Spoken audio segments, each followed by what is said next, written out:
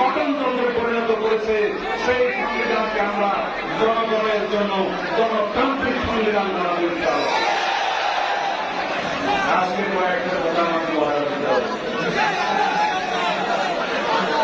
আপনারা সবাই বাংলাদেশের মানুষ, বাংলাদেশের নাগরিক, বাংলাদেশি পরিচয়ে আপনারা বাংলাদেশে বসবাস করবেন।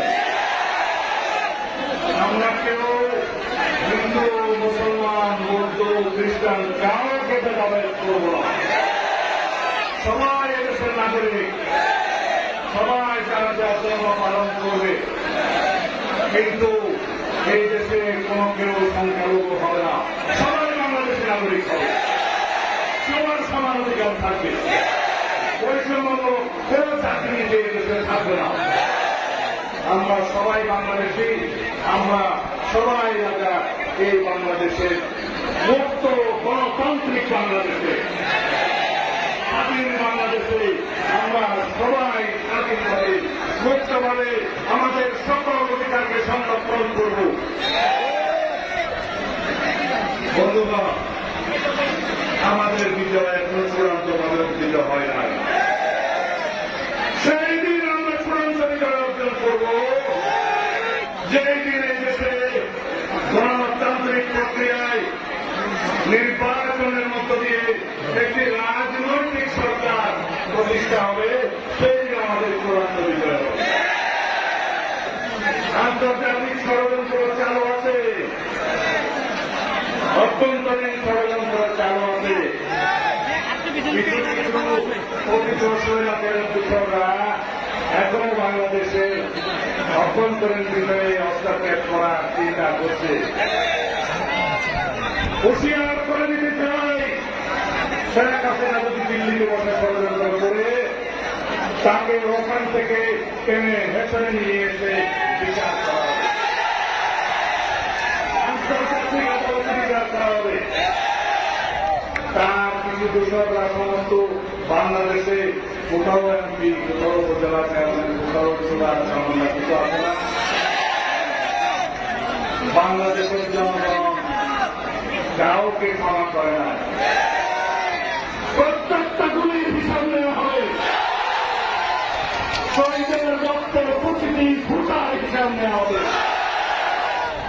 যারা বাংলাদেশের জনগণের উপরে গুলি চালিয়েছে, যারা নির্বাচনের বিরুদ্ধে যারা গণহত্যা চালিয়েছে, যারা দায়ী এবং তাদের দোষকদের প্রত্যেককে বিচারের কাজ করে রাখা হবে। আমি আপনাদের জানাই, আপনারা কেউই আইন হাতে তুলে নেবেন না, তাকে আইনের হাতে সুপর্দ করুন, বিচার হবে, সুষ্ঠু প্রক্রিয়ায় তার সাজা নিশ্চিত করা হবে ইনশাআল্লাহ। আমি সরকারি কর্মকর্তা, কর্মচারী, পুলিশ বাহিনী যারা আছেন, কর্মপ্রধানমন্ত্রী বাংলাদেশের যারা সরকারি কর্মচারী হিসাবে আছেন, সবার কাছে অনুরোধ জানাই, আপনারা যা স্বৈরাচারের দূষক হিসেবে ভূমিকা পালন করেছেন, আমরা আপনাদেরকে ক্ষমা করে দিয়েছি।